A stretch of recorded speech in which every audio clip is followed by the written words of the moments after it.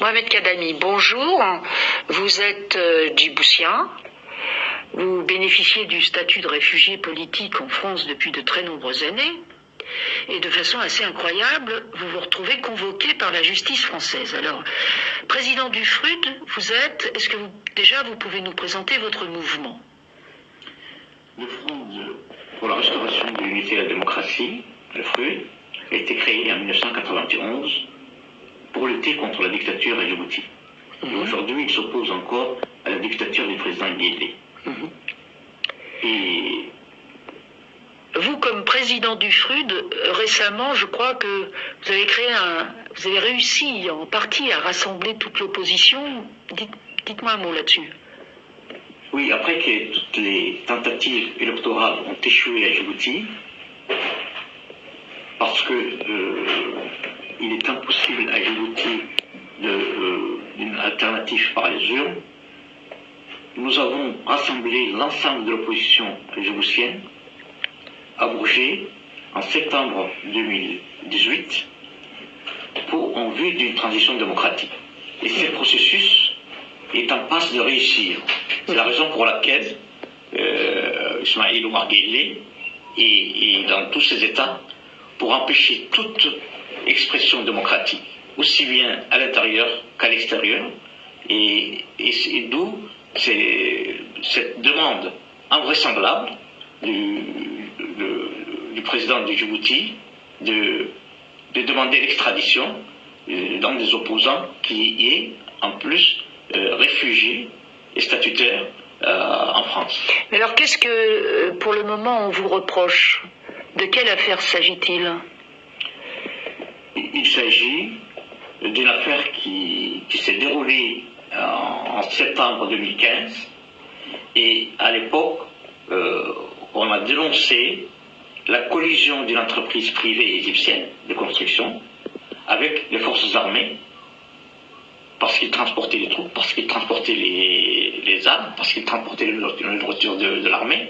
Et c'est pour avoir dénoncé cette collusion que cette affaire aujourd'hui est devenue une accusation contre moi. Vous avez reconnu cette collusion? Nous avons dénoncé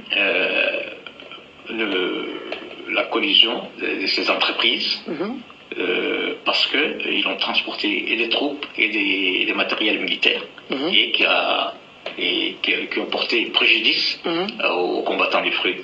D'accord. Qu'est-ce que vous craignez pour votre audition mercredi? Une mise en examen et on ne sait pas.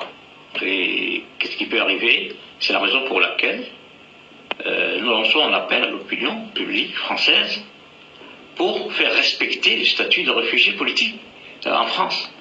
Ça va être vraiment un recul incroyable des droits de réfugiés si on obtempérait toutes les tentatives d'intimidation des dictateurs africains.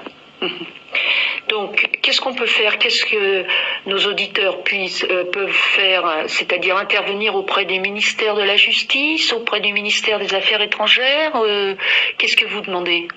Oui, intervenir auprès de toutes les autorités françaises, toutes compétentes, c'est-à-dire le Premier ministre, au niveau du Premier ministre, des Affaires étrangères, le ministre de la Défense, le ministre de l'Intérieur, et pour faire respecter le droit sacré d'asile en France. D'accord. Donc il se crée un comité de soutien avec des personnalités très diverses, importantes, dont on va mettre l'adresse email en ligne.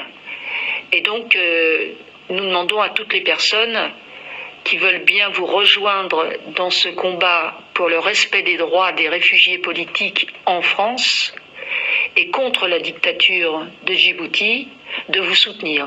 C'est ça? Oui, c'est ça. Et d'ailleurs, il y a un mouvement de solidarité qui est déjà mis en place, qui s'est mis en place.